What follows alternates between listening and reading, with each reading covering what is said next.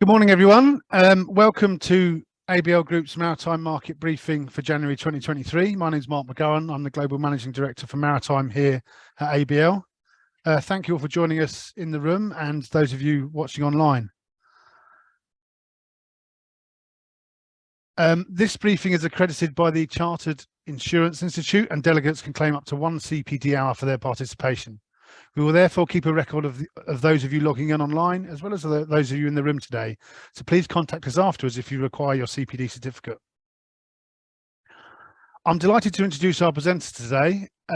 Paul Hill, who for many of you needs no introduction, will be giving our technical presentation today. Paul's been doing the annual recap of the year before and the year coming up for 8 years now. So hopefully he's got it down now. So we'll be looking forward to that. Paul is our Global Technical Director. He's based here in London. Following Paul, Tom Mitchell-Kempner will be giving the case reports for December 22. Tom is a naval architect with an ABL Group company, Longitude, and he works in our London office. He mainly focuses on transportation and installation projects and offshore wind and renewables industries. And as I said, he'll be giving today's case reports. The usual caveats apply, Chatham House rules apply, and the information contained in these presentations and any opinions or comments expressed are those of the presenters and not necessarily those of ABL Group. At the end of today's briefing, we will ask everyone to take a few minutes out of their time to complete the online survey. It's very important for us because it helps us keep our CPD accreditation valid, which of course is very helpful for many of you. And it also means, of course, that we can actively look to improve this event, and we can deliver the topics that you want to hear about. You can download it via the QR code, and we'll also send it out to everyone that's registered afterwards. And because we're at CPD accredited, an important part of this is to run through the learning objectives for today. So those are that we'll be able to explain the major shipping and maritime events from 2022. And also we'll take a look during the case reports at the trends in marine casualties for 2022. And we're also going to look at some potential changes coming up for the shipping industry in 2023. And we should be able to understand and communicate about the risks, challenges and regulations that are upcoming. Before I hand over, I'd just like to mention the Neptune Declaration on Seafarer Wellbeing and Crew Change. This obviously mainly started during COVID, but it's still an ongoing issue.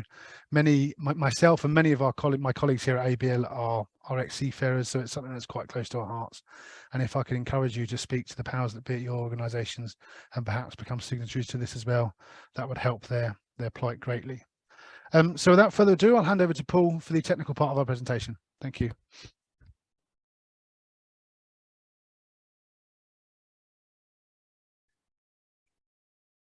Thanks, Mark. Good morning, everyone in the room and everyone online.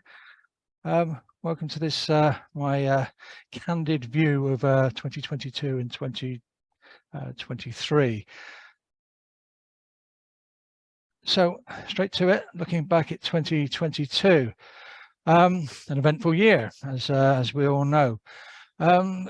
Interestingly, COVID restrictions were lifted in February last year. For some reason, I thought this was been lifted for a bit longer, but it is only sort of 11 months that we've lifted these restrictions. It seems to me to be like something in the past already, which is what a lot of people forecasted. We will forget it soon. I don't think we'll forget it completely, but the effects of it will diminish as time goes on. And at the same time, and actually on the same date, the 24th of February, when Boris Johnson announced the restricting of the lifting of restrictions, Russia invaded Ukraine. It was a big, obviously a big shock to the world, and it's had a big effect on what I'm going to talk about in terms of what happened in 2022, and indeed what's going to happen in 2023. So, you know, a lot of Russians were sanctioned, obviously. The energy crisis, which was developing anyway as a post-pandemic problem, was worsened by the Ukraine invasion. And inflation, of course, another reaction to the global situation. is rising around the world, and a lot of focus on that, both in our private lives and in our, our professional lives. So, year of the vaccine, 2021. This is my slide from last year.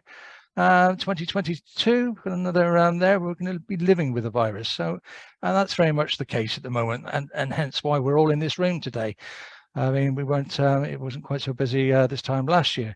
In fact, we've been doing this online for the pandemic, but it's getting back to normal, as we all know. My train was full again this morning. There were people standing in the aisles.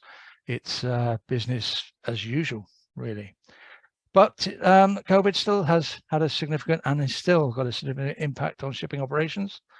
We've still got port congestion problems. There is still an impact on maintenance and repairs. I'll go into a bit more detail later on that. And crews are still having trouble getting off ships and getting home, particularly the Chinese crew. It's only just the regulations or the restrictions have just been dropped in China, but prior to that, there were Chinese crews all over the world stranded in airports, on ships, and it was a true catastrophe. Russia invades Ukraine. I don't really need to tell you too much about this, but what I'm focusing on is how it's affected us in the shipping world. And it's a recap of what you already know. But the key thing is, I mean, my kids range from 24 to 32, and 3 of them, none of them knew where Ukraine was this time last year. They all do now. Well, apart from my daughter, who still has a bit of trouble, where it is exactly, to point it onto the map, because Google Maps on her phone doesn't expand that far. She's never looked at an atlas, but we all know where Ukraine is now, and we all know how it fits into the Russian geography, and we've all heard of the Black Sea. It's definitely been an eye opener. So initially, at the beginning of the invasion, number of ships were trapped in the Ukrainian ports, and a number of ships were damaged. I've got a bit of a list of them later. Of course, we feared of escalation. There was talk about nuclear, and Putin was threatening the world. So it was a scary time, and it still is. Sanctions for Russians, big effect on the oligarchs. The oligarchs' yachts, a lot of them have been sort of arrested, seized, and are being resold at the moment. It brought to attention that the world is fairly reliant on Ukrainian grain, as well as Europe being reliant on Russian gas. It's brought that to attention, and there's a crisis evolved for Russian and Ukrainian crew. Now, 15% of the world's crew are either Russian or Ukrainian, and a lot of them are on the same ships together. It's an interesting dynamic, but more to that later when I talk about 2023. And as I mentioned, the oligarchs' super yachts. Another couple of slides on that. So this is the slide on that, Yachts on the Run, and I gave this presentation. It was John Walker's presentation, I think, in May last year. John couldn't make it over, one reason I gave it, and it was just our experience of what is happening in the super yacht world. We've got a branch of our company, ABL Yachts, specifically deal with super yachts. So a lot of the oligarchs' yachts, we've actually been on board and done sale and purchase and done condition surveys. So we're quite familiar with them. It's very difficult to identify who actually owns these yachts from pictures. If you Google it, you're not going to find the actual real owner. You're going to find a management company. You're going to find a chartering company, but we generally know who those yachts belong to. And at the beginning of the invasion, talking about sanctions, lots of these yachts were fleeing to safe ports in the world. And we experienced quite a few questions from owners regarding this. But Yachts on the Run were also exemplified how many were stuck in shipyards, because at this time of year, during the winter, it's the time for ships, ferries, and particular out of seasons with vessels, and in particular yachts, they tend to go into shipyards for, repairs and refurbishment. And indeed, there were lots of yachts that were halfway through repairs. This one in particular in this picture here is in a yard in Germany. We actually spoke to the skipper on board this yacht because he applied to a job advert we had out. So I had the benefit of actually speaking to him during his interview and what the situation was on board. And he said it was chaos. Absolute chaos. He had lawyers everywhere, questions being fired everywhere. What was going to happen to the vessel? Who was going to pay for the continuing refit? And lots of questions. And basically, he said, "Give us a job. I want to get out of here." We haven't given him a job, by the way, yet, but I think things have changed. But he's still there. So yeah, it was a big issue for super yachts. There's just a list of some of the losses, and these were, like I say, in the early days, first few months of the invasion, for the first couple of months. There were a number of losses there from missile attacks, and these are just the commercial vessels, merchant vessels, and not including any of the military vessels or any of the Russian or Ukrainian flag vessels, because they were a bit, they were sort of tit for tat, and it's a bit grey as to exactly what ships were, and when and where. These are the ones that that we all know and we're all aware of. So the global energy crisis, we're all aware of that now. Everybody's been affected. We're all paying more for our electricity. We're paying more for our gas. This started as in the aftermath of the COVID pandemic for many reasons. And it really, post-pandemic recovery was outpaced energy supply. So it escalated with the invasion of Ukraine. And, we realized that that some countries in Europe, in particular Germany and France, and in fact, most of the countries in Europe were pretty much reliant on Russian gas. And of course, that's changed the whole dynamic, the whole way we think about energy, and has involved looking for renewable energy streams more, more fervently. And also, we're now talking about reopening some of the North Sea, oil fields and gas fields that were closed in the recent years.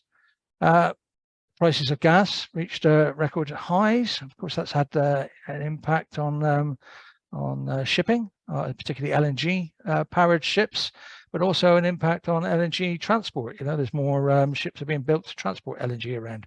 Everything that happens in this world affects shipping. It's all related. And oil prices have hit their highest since 2008. Of course, that's affects shipping. It's one of the biggest costs to running a ship is the fuel. Ship repair cost inflation. Now, this is a big, it's a big issue for you guys when it comes to insuring vessels and indeed, paying for the repairs. There's no doubt about it that prices in terms of ship repair will go up. It's hard to actually pinpoint exactly, when or if they have. And this is the big problem. But I think we're forecasting this year that we're going to see some inflationary rises. There's no doubt about it. All the factors are there for it. And the one main being is there's obviously inflation. But repair yard demand is high still, particularly with the COVID restrictions in China. The repair cost of repair materials, steel, and all other consumables are high at the moment. Spare parts are in high demand, and I mentioned this before in previous presentations. Some spare parts are not immediately available. They're being made to order rather than being on the shelf and ready to go. So there's delays, and the cost of spare parts are rising. Technicians, you know, some of those are still challenging to find. They've either lost their jobs due to COVID, or they've moved on to do something else. They've retired early, or they're working from home. So, you know, it's a challenge. And labour costs are increasing, and this is obviously a factor of inflation. And we all know in the UK that's happening. Labour shortages due to the pandemic, and all leading to increased time of repair. So invariably, ship repair cost is going to go up. If you want a percentage, it's a guess, but we're going to see 10%, I would say, if not more. And you've probably got better ideas than I have on that. But there's no easy answer. But this year we're going to see the results of inflation. Some high cost cases for the year. We always have a few of these. Now I know some of this is these cases are still you know, confidential, but I'm taking the information off the internet, even though we have been or may have been involved in some of these cases. But on 31st of January last year, the Julietta D off the Netherlands, she was at anchor. She dragged her anchor in a storm, and after dragging the anchor, had a collision with a tanker. Tanker hulled the vessel, started taking water, the crew abandoned, following which salvage situation was started, during which there was an collision with a wind farm structure. So it was a collision, stroke and collision case. The hull was damaged, the engine room was flooded, and of course the anchor and chain were lost. I'm not putting a figure on that, but it was less than 10 million and more than 5 million. And it's still an ongoing case. Another one, the super yacht Vixit ran aground off Mexico in March last year. The hull was damaged and holed in 3 places actually. Again, the engine room was flooded, and it remained aground for a few weeks actually, until it was salvaged and towed to port. Now, a much smaller vessel and a super yacht, but the cost is possibly equivalent to the last one you've seen, because it is a super yacht. And repairs to the hull are extremely expensive. You've got to take an awful lot of furnishings out to get to those holes, and of course the actual finish and paintwork is all much more expensive than a commercial vessel. So another high cost case. And a crude tanker, the Jaglock, 4th of August, off Turkey. She had a main engine damage. I won't go to too much detail, but it involved a crankshaft damage. Now, crankshaft damages can be extremely expensive, especially on a big vessel and a slow speed engine, when you need to change big bits of engines. There was bearing damage, and there was a towage involved to the port of Liga, and there was a cost for the transshipment of cargo. All in all, it all came to just below $5 million. That is. Those are 3 big cases. We've many more, but I haven't got time to go into those. So I'm going to move on quite rapidly to looking back at 2022. And whilst I was doing this, writing this presentation, I looked back at my presentation I did 8 years ago, funnily enough, and I probably won't take that. But so I looked at this a presentation that I did 8 years ago, and funny enough, what we were talking about back then, in my review of 2014, it was fuel. It was the sulfur content of fuel dropping from 0.1% on the 1st of January 2015. And it was all about the sulfur regs, emission control areas, and the sulfur rules. And then I actually touched on what are the options for ship owners to comply. At the time, we were all talking about LNG as a fuel, and very low sulfur fuel oil wasn't the best alternative. Mentioned hybrid fuels, but hybrid fuels at the time, we were talking about variations of the the fuels that we've got. You know, the heavy fuel oils and organic fuels that we're using. We weren't talking about the new fuels that that have been talked about in the last couple of years. But it was a lot of focus on energy fueled ships, and indeed that has carried through over the last 8 years. But I wanted to just mention it. We were talking about it then, and we're still talking about it now. But the reason we are talking about it, of course, is because it does affect us. Okay, I thought that phone call messed things up. It hadn't, right? It does affect us in a big way. Well, it affects shipping, and it affects ship owners, and indeed it affects everybody down the line. So the IMO 2020 sulfur cap, I mentioned 2 years on. It's now 3 years on. We did see initially some problems with the fuels. It wasn't as bad as we anticipated. It wasn't the catastrophe that we thought was going to happen, you know, millennium bug, that sort of thing. Ships were going to stop. They were going to black out in the channel. They were going to collide with each other. It wasn't like that at all. It was much lower frequency of problems. However, the problems are still there. And last year, there was a spate of problems in Singapore. And it just takes one bunker supplier to upset the balance. And I think about 200 claims came out of Singapore in March, April last year. You've all probably dealt with one in one way or another, and all to do with that age-old, you know, problem of somebody adding a little bit extra to the fuel. You know, I've got a couple of 100 tons of waste oil, a couple of 100 tons of chemicals. Let's just pop that into this bunker tank and see if we can get away with it. And you know, joking aside, that is what happens, and that's what happened in this case here. It was identified that a big batch of heavy sulfur fuel oil, of course, that can only be used in ships with scrubbers, was contaminated with organic chlorides. Now that shouldn't be in the fuel, but it got in there through a waste stream and through various ways of blending fuels with cutter stocks and that to achieve the right density, etc. Won't go into the chemistry because I don't really understand it, but basically it was somebody putting stuff in that it shouldn't have done. And we also have got high total sediment cases, TSP, in low sulfur fuel oil. Quite a few of those, and I'm dealing with a couple of myself. My colleagues are dealing with them, cases for lawyers working for charters and owners, and this is a result of that blending that's had to take place to achieve very low sulfur fuel oil. But fuel, obviously, focus, you know, last year and this year, and indeed up to 2050, we're now going to be sailing towards zero emissions shipping.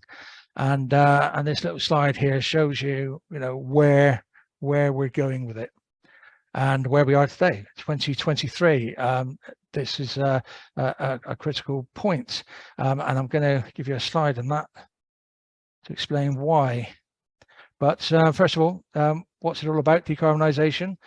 We all know about decarbonisation in our private lives, in our professional lives, how it's going to affect shipping. IMO have already stated have put a strategy in place, and we're talking about achieving a major reduction in greenhouse gases, 40% CO2 reduction by 2030, which isn't too far away, and further 70% CO2 reduction by 2050.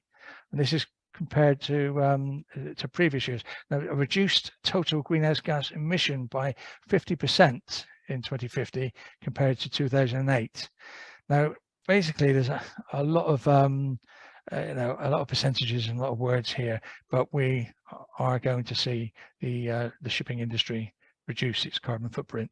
There's no doubt about it. We've got these targets set. Whether they're going to be achieved or not is another question. So it's all about in 2020, IMO 2020, it was all about sulfur, and then it was all about nitrogen oxide and the tier 1, tier 2, and tier 3 engines.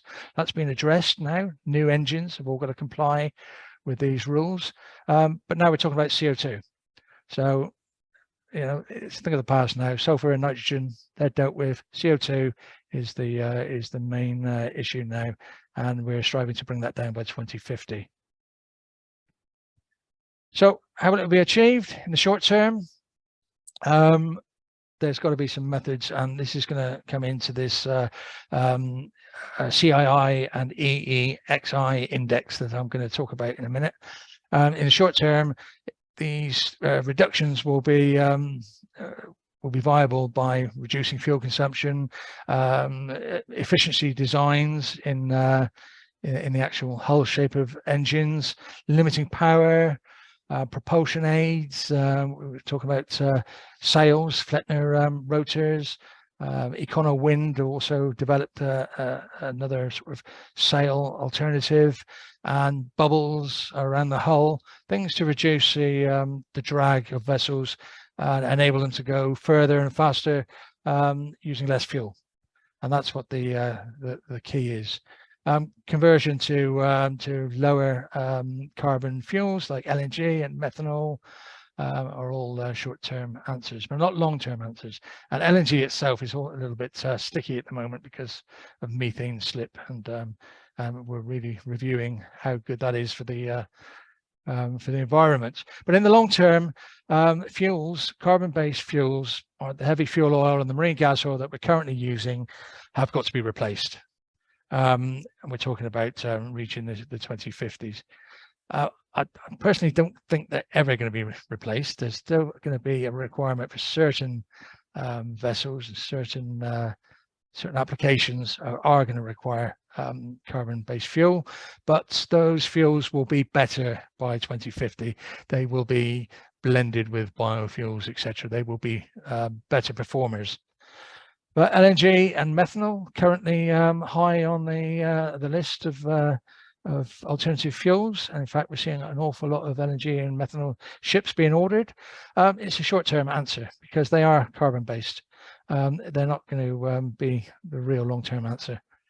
We're going to be looking at hydrogen, ammonia, nuclear. That's a bit of a contentious one, but nuclear is picking up speed, and the more we talk about it, the more it'll be accepted. Once we get over that a fundamental problem or fear of fallout and all those sort of storage problems with the waste.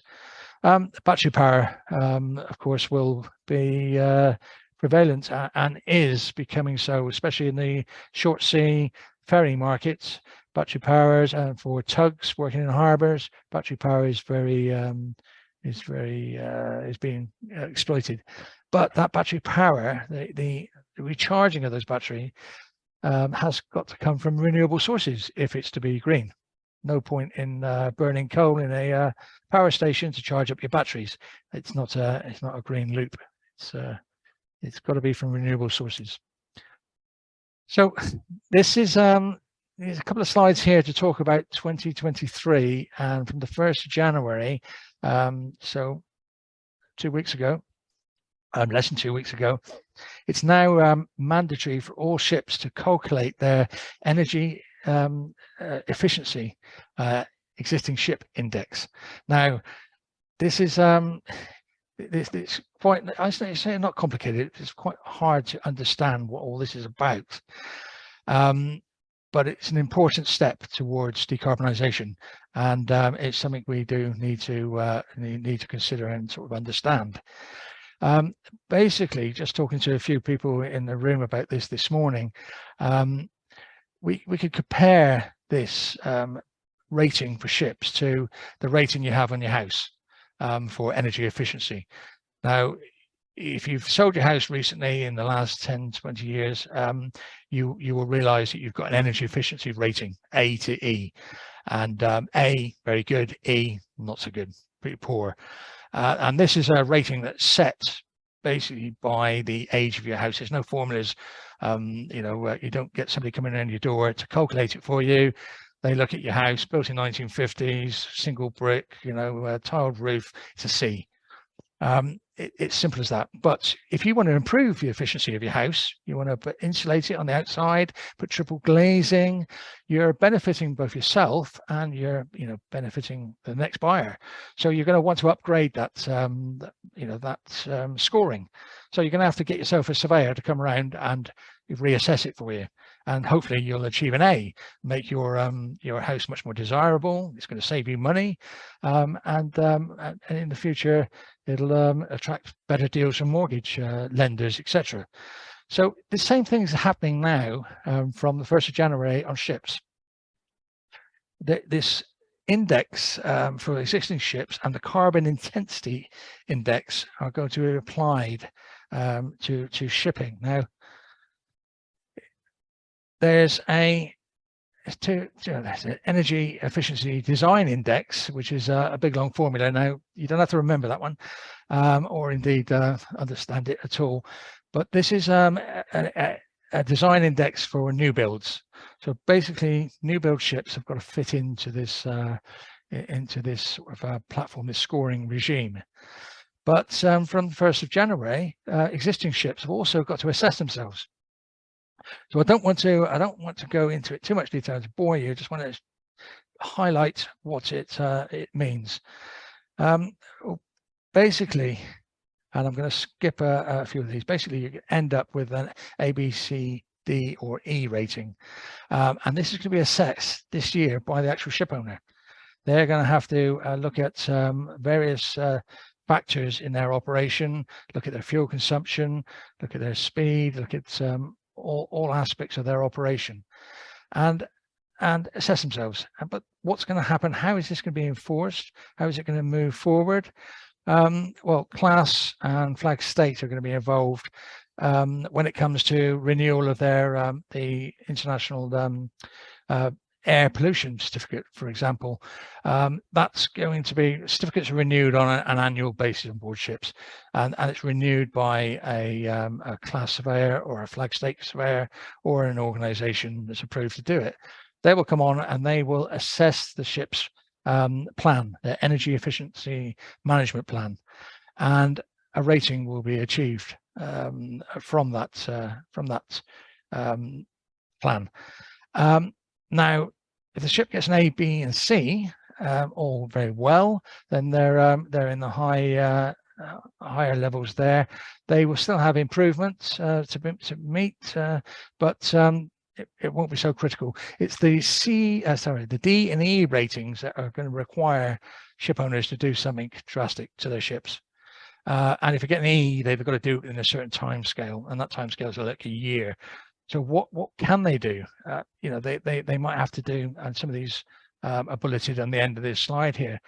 Of course, they can just start using hydrogen as a fuel. That's an easy. They go straight up to the B's and the A's, but they're not going to be able to do that. The ship might be halfway through its life. It's still burning heavy fuel oil or very low sulfur fuel oil or heavy fuel oil with a scrubber. Its options are cleaning the hull to reduce drag. It might only be a couple of percentage changes, but might affect their rating. Speed and routing optimization. A lot of talk about this. A lot of startup companies looking into optimization of your routes in terms of weather.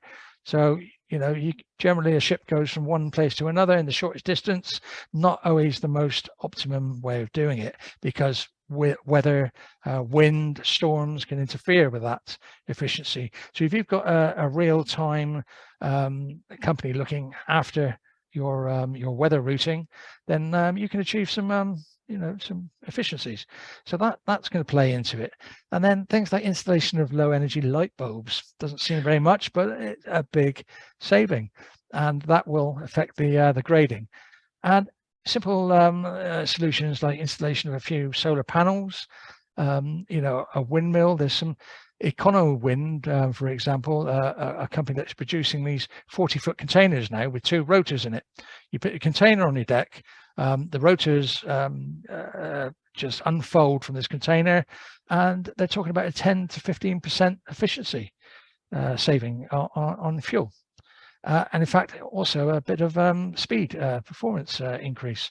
So all these various things are going to develop in the next few years, and rapidly. I think it's going to be a lot of development, and it's all obviously for the good, and it's all to achieve that 2050 goal. So moving away from that, that's basically it's a mark in the sand. 2023 is now the start of where we're going. The alternative fuel uptake. Now, this is obviously, going to play a big part in the next, in the next 20, 30 years. In fact, going on now, we're not going to be talking in 2050. We're not going to be talking about high sulfur fuel anymore. It's going to be hydrogen. It's going to be ammonia. It's going to be well, it could be other things that we haven't thought of yet, but nuclear will play a part. So this slide here shows you the figures of ships in operation, which ones are using alternative fuels, small percentage of the world fleet, but ships on order, 21% are looking at alternative fuel for propulsion. And this is an old slide, by the way. I couldn't find an update yet. Generally, this sort of these slides from DNV and Lloyd's List Intelligence, and indeed IUMI, are updated in the end of the first quarter or in the beginning of the summer. So we're working on old data here, but that's 21%. I'm sure is now up to 25%, somewhere like that. So outlook for 2023. Now I'm going to mention ship operating cost inflation, because this is interesting. This isn't ship repair inflation. This is actually the cost of operating a ship. So this is what's going to affect ship owners. Owners have been delaying repairs and maintenance in 2020 and 2021 due to good freight rates. We understand that. And in fact, talking to a ship owner recently, he held his hand up. He said, we're coming into dock this year to do repairs that we've delayed because we had such a good run last year, So that's a factor. Yard availability has been stretched due to China's zero COVID, zero tolerance with COVID. Vessels returning to yards this year. Yard demand is pushing up docking costs and adding, of course, to repair cost inflation. Another factor for ship operations is lube oil. It's quite a big expense. Lube oil is used in all engines, and that's the price of that is surged by 15%. And of course, insurance is going up, as you all know. It's a good thing for you, but it's driving up the cost of shipping. And when the cost of shipping operating costs go up, maintenance generally suffers, or staff or crew costs generally suffer. It's an easy one to adjust. All these other ones are fixed, but you can adjust the maintenance budget, and you can endeavor to hire some cheaper crew, which again comes around in a circle to higher risks for underwriters and for insurance in general. So I'm looking at the crewing crisis. I'm flicking through now because the time is the clock here. Yeah, the time is coming on. Crewing crisis. Now, what we've presently got at the moment are seafarer shortages, and that's a factor of the pandemic. The pandemic was a pretty rough time for crews. There were a lot of them that were stuck on board, couldn't get repatriated. We've seen many, and we've dealt with many, we've spoken to many. Some have been left on board for a year or so, and they can't get off. They can't go to their home countries. The countries don't want them. Negotiating their way through different border controls, and that was impossible. So, it's made a lot of seafarers reflect on, is this the future for me? I certainly, looking at Mark there, we're ex-seamen. I mean, it was fairly straightforward in our days, but if I was a crew member now, or an engineer at sea, I'd be looking at a different career. It's getting tough out there for them. So there's a shortage of officers. Anyway, that's a well-known fact, and apparently, the next 5 years it's going to be critical. I go back to the Russian invasion of Ukraine. 15% of the officers and crew in the World Fleet are either Ukrainian or Russian. I think the Ukrainian figure is 4%, and the Russian figure is obviously the 9%. And a lot of these guys are working together. I've made the mistake on board of going, on board and saying to the Ukrainian chief officer, "Oh, where do you live in Russia?" And he says, "I'm not Russian, I'm Ukrainian." I learnt that quite early. They're a different nationality, but they're working together. And there's a nice picture here showing some solidarity between the captain, who's obviously Russian, and the chief officer, who's Ukrainian. Now, and I believe that's how it's playing out across the board anyway. I mean, sailors are sailors, and they've got a job to do. But the impact has been considerable. The Ukrainian officers, if they do return home, get conscripted, they can't go back to sea, and obviously there's a 4% hole in the market there. So it's going to be a problem going forward. Just one slide here about offshore vessels, reactivation of laid up rigs, and that lots of this is happening now. We've seen a lot of activity in this world down to the increased demand for fuel and the reactivation of some of the drilling operations in the North Sea and elsewhere in the world. Also a big factor is offshore wind. Offshore wind supply vessels, both construction vessels and maintenance vessels, huge demand now, and they're not on the market. They've yet to be built. So there's going to be a lot of movement, and indeed there is a lot of movement in this particular field in the next year going forward. So on that, I hope you've learned some stuff. I won't read those out again. We're required to for our accreditation, but if you've got any questions, I mean, I've got a bit of time now. We are running short. I haven't got the time, so ask me at the end when we have got a bit of time, or indeed send an email to Ellie, and she'll endeavour to pass them on to me, and I'll answer them. So on to the marine casualty case reports now, and over to Tom.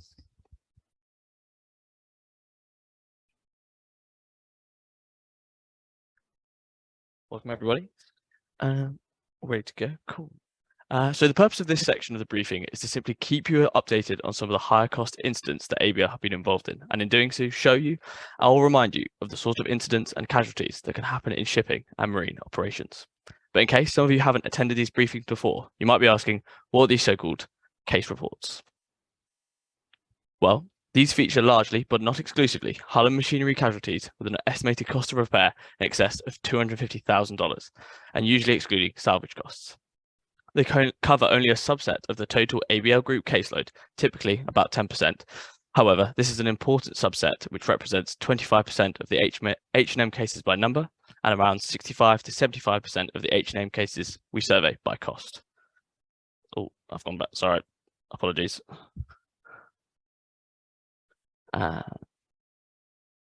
Treat with caution though, estimated costs are often preliminary and subject to further inspections or investigations.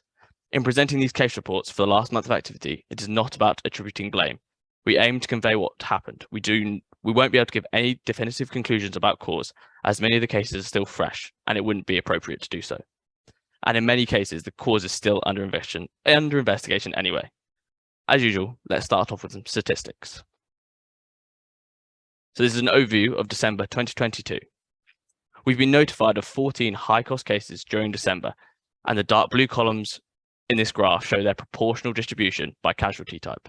7 machinery cases, 1 each for contact, heavy weather and sinking, 2 for thruster damages, and the other 2 in the other category. 1 being damages as a result of a piracy attack, and the other being loss of an anchor and chain. As always, with such a small sample set, you are bound to have gaps in the distribution when you compare it to the distribution for the whole year. In this case, for the whole of 2021, as given in the green columns. Despite the small sample set for a month's worth of higher cost cases, you can see that the distribution still reasonably follows what is a year-on-year, a fairly consistent trend.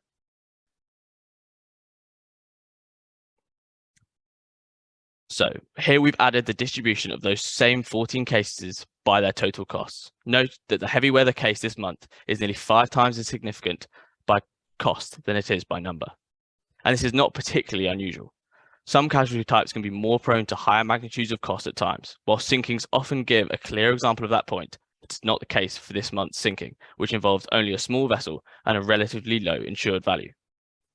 A total estimated for the 14 cases is about $13.5 million US, and that makes an average cost of the high cost cases in December for about $960,000. It is close to the typical annual background expected figure that we have seen over the recent years for about $1 million US per high cost casualty, when the individual extreme cases of over $50 million US are excluded. But let's have a look at the cumulative totals for the whole year. With these December losses, the year 2022 should be complete, but you will note we have labelled them as provisional. This is because my colleague who has collated the figures believes that there might be some high-cost cases that have been missed out for each month, either because they were too sensitive at the time, or perhaps because early estimators of the cost were below the 250,000 mark, but have subsequently risen above it. He will be striving to collect any such missing data during the next few weeks in order to finalise these cumulative totals for 2022. In the meantime, we note that the terms of these provisional proportional trends, there is nothing wildly different from last year. Beneath these proportional trends for the last few years, however, there's some interesting things undoubtedly going on. Curiously, perhaps, the total number of these high-cost cases that we've been instructed on has held steady at about 180 for the last 3 years, although the pandemic and fluctuating freight rates that is brought on. The number is down from about 30% from pre-pandemic levels, but still, you might have expected some more variation over the last 3 years. However, other things are changing too, such as ABL's growth, and so any pure trends in casualty frequency may be masked by ABL Marine's changing share of the pot. Let's see if we can untangle this a bit when the 2022 figures are finalised. Adding the cumulative cost distribution in, again, does not show anything dramatic. The overall average for the year is close to the 1 million mark that we've seen in previous years, and when there is no extreme losses included in that data. However, one thing that seems to have changed is that the engine room machinery cases this year are coming out as equally significant by cost as by number, in contrast to previous years, where these have been only about half as significant by cost. This could be a knock-on as a consequence of the pandemic, when repairing was difficult and owners and crews had to keep their engines going, possibly accumulating damage when repairs eventually had to be done.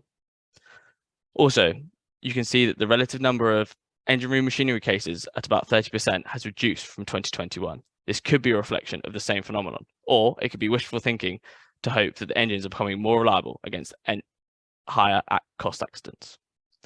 Again, we'll talk more about this when the statistics for 2022 are finalised.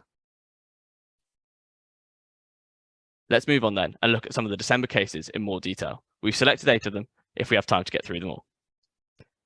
Bear in mind, although we say these are December cases, the month generally refers to when the first advice comes in from our surveyor. Some of the cases, therefore, may actually be from November or a little bit earlier. First up, we have this 14-year-old harbour tug that has been carried out its first day shift towing operation. The night shift engineer had been reported to the oncoming engineer that there had been unusual noises from the starboard main engine, and indeed, on starting the main engines at 5:45 in the morning for the current job on the day duty engineer heard the same thing. All engine parameters were normal, however. He continued to monitor the engine, and at 8:40 in the morning, the noises, which were coming from the number 2 cylinder head, had got worse. He went to the bridge and informed the master about the issue. At 5 to 9 in the morning, however, the master, in response to an instruction from the pilot, increased the starboard engine revs to maximum. Now, this might have not entirely seemed sensible in the circumstances, but perhaps the unberthing operation they were engaged in was at a critical stage. Anyway, full revs were unduly greeted by an ominous loud noise from down below.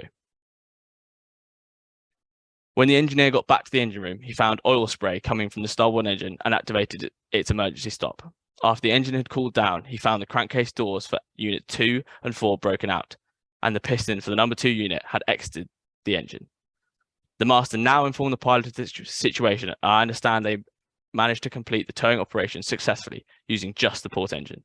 The success of the operation, however, must have been tempered somewhat by the likely upcoming repair bill of about $600,000 plus 45 days out of service.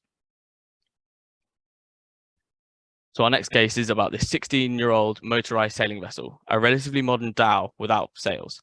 It was on a voyage between ports in the Middle East carrying 1,700 packages of empty barrels and IBC tanks. 10 days into the journey, at about 10:30 one morning, she experienced sudden squally weather with gusting wind and moderate heavy swells on the port beam that caused her to roll heavily. Disturbingly, the crew soon observed water flooding into the engine room. The source of the ingress could not be readily identified as the cargo spaces were full and access to the hull timbers were not possible. But the crew suspected a hull breach as they were sure the flooding was not water rushing over the vessel's side. Perhaps there had been a structural failure or they had hit something during the prevailing conditions. The crew decided to seek refuge in a nearby port, but on entering the harbour, the level of flooding around the main engine caused it to splutter and stop. Without propulsion, she drifted and ran aground on the breakwater and then started to list heavily to starboard, which is where we see her now. The crew abandoned the vessel and were immediately rescued by the local Coast Guard, which is the good news. The bad news is the local authorities were very cross indeed, then they want the vessel removed very quickly.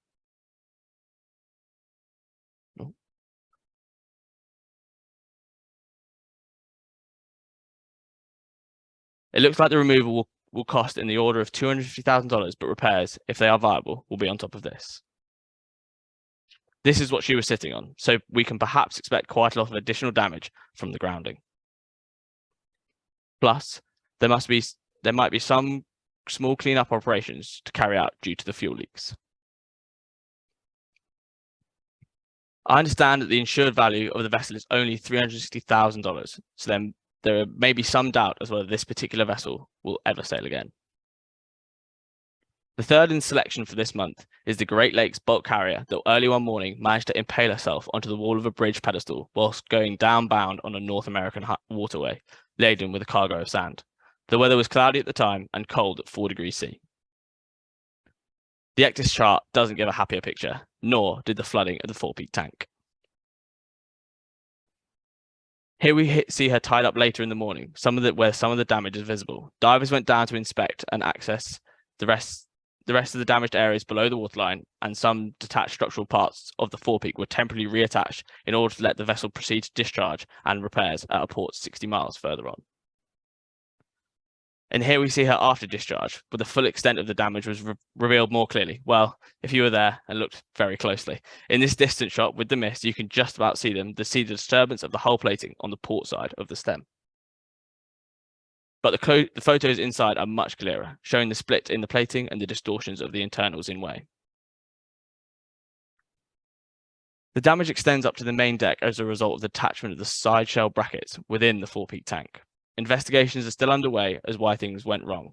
The master reported that for some reason the bow thruster didn't work when it needed to, and when the bow started to drift into the port as they approached the bridge. Standard checks carried out by the authorities on the propulsion and steering equipment after the incident found that everything seemingly was in order and operational, but possibly some fault, if there is one, has yet to be replicated by the tests carried out.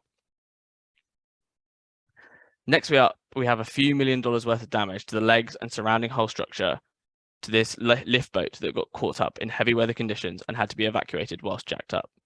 She was engaged in decommissioning of the rig to the right. Weather was being monitored by shore staff and the vessel's crew, and I understand it is claimed that there was no indication that the wind and seas would reach evacuation levels. After evacuation, during the intensity of the passing storm, the lift boat tipped to the port side. A skeleton crew boarded the vessel again and were able to adjust the legs and correct the list before returning ashore. 2 days later, they had to do the same thing to correct a starboard list, but noted that at least one of the legs could not be moved. Starboards eventually had to be called in to free the legs, and 12 days after the initial evacuation, the vessel was finally floated free.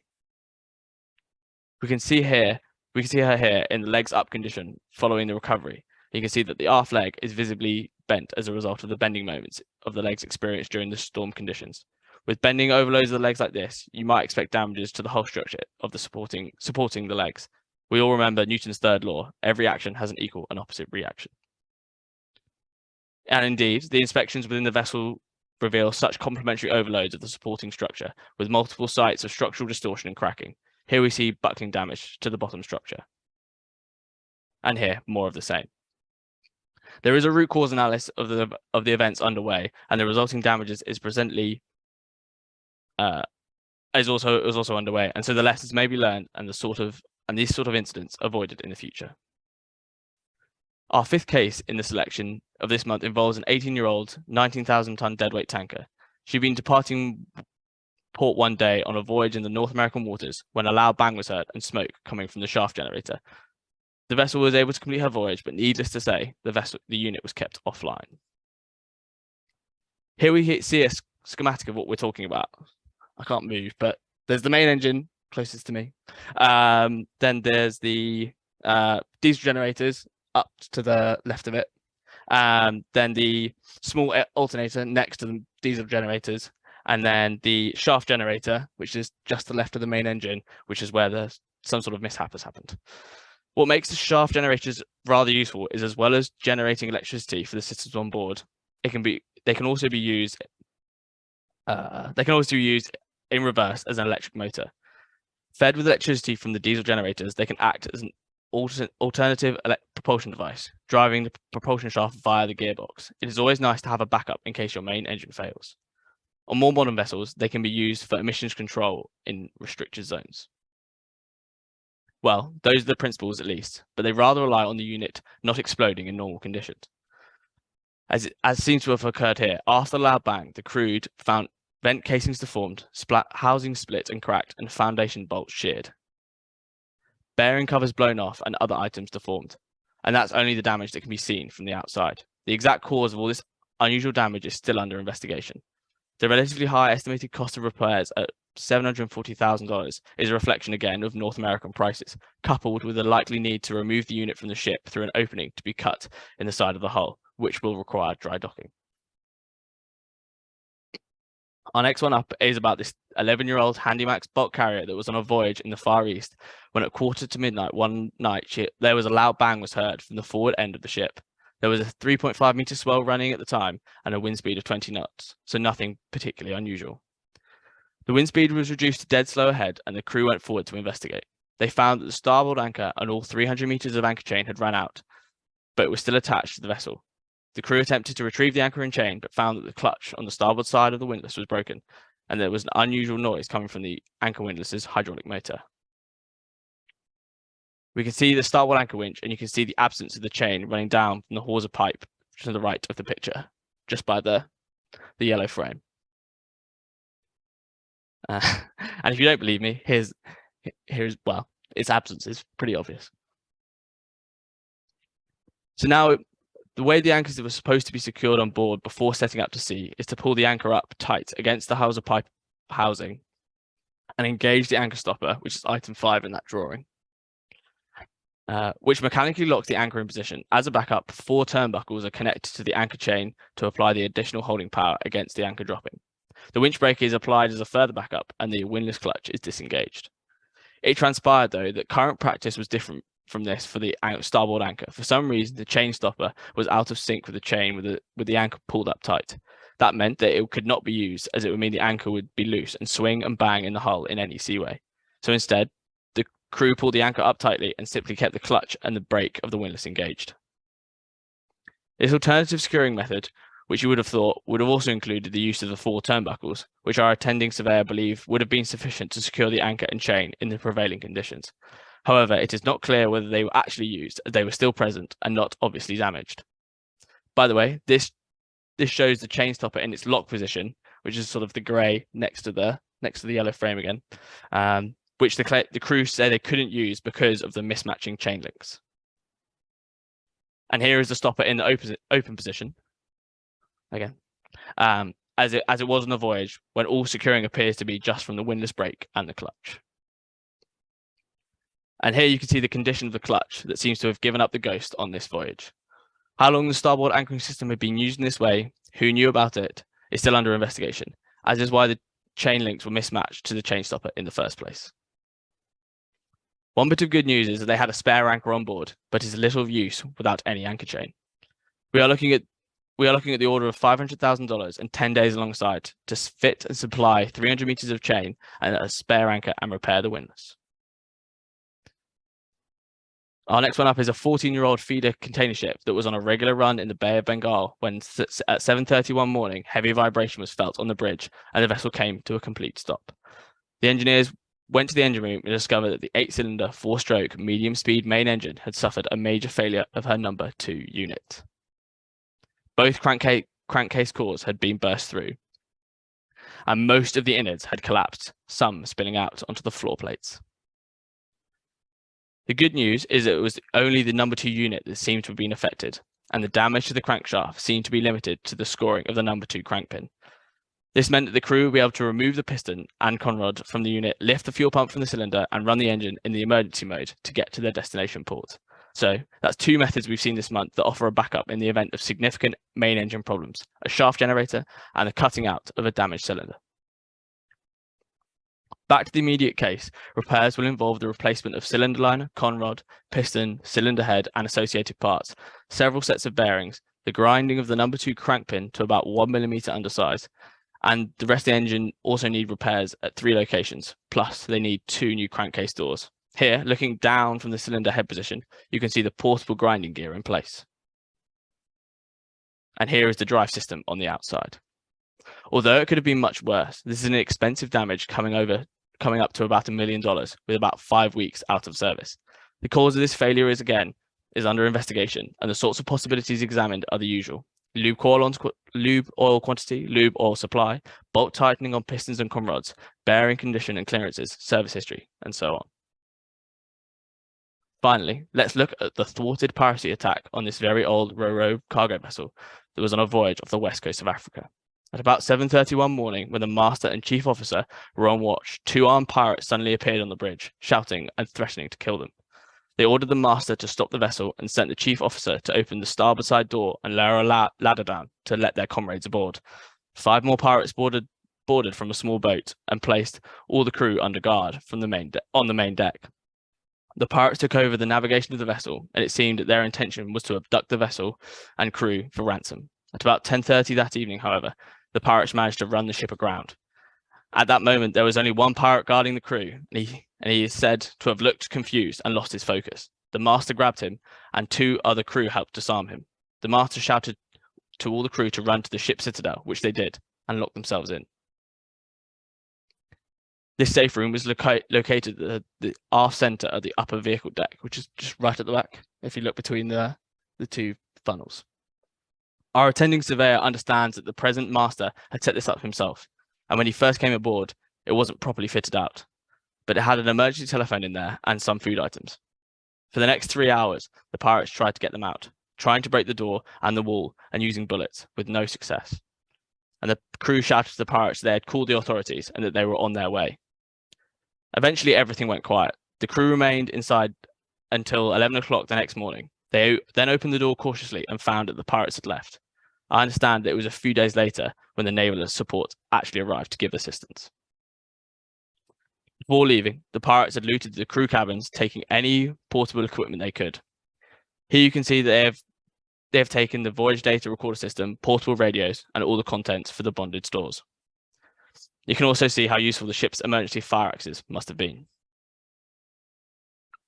The bulk of the damage, though, will have been to the hull and the appendages, as yet to be inspected, and the damage to the machinery and other equipment caused during the grounding by the pirates, which may have been possibly aggravated by the crew's 6 attempts to refloat the vessel on high tides before they finally succeeded. We have some provisional estimates of about $1 million and 2 months repair. Some tricky apportioning will have to be done down the line to see what the direct damage was caused by the piracy and what was due to the efforts to refloat. I feel like it's worth finishing on more on what the crew had to go with I'll start again. I feel like it's worth finishing on more on what the crew had to go through in this case and trying to imagine what it was like. Here is a close-up of the safe room, and you can see the bullet marks on the outer walls. Let's go in and shut the door and see how they had to lock it. The locking mechanism was not automatic. It consisted of 2 angle bar strongbacks, as seen in the picture on the left, that the crew would have had to position and screw into place after entry, not something you would want to be fumbling about with if you're being chased by armed pirates. And to end, more bullets and impact marks on the outside of the door. All in all, a very sobering case, as if life wasn't hard enough for so many mariners with what they've had to go through or be exposed to.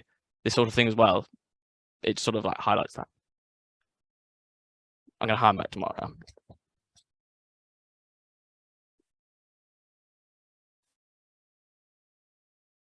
Thanks, Tom, and thanks, Paul. Before Tom, sorry, we've run a little bit over time. I hope you don't mind. It's always good to have a review of last year and what we think is coming up this year. Next month. Oh no, sorry, we're talking about this first. Just a quick plug: we're running a marine and energy shipyard familiarisation course in Dubai from the 1st to the 3rd of March. So if you want any details on that, please do feel free to drop me an email. If you'd like to attend, or if any of your colleagues would like to attend. The next market briefing will be on the 9th of February, and we have our colleague Sean from the US is coming over to give that talk, so that should be a good one as well.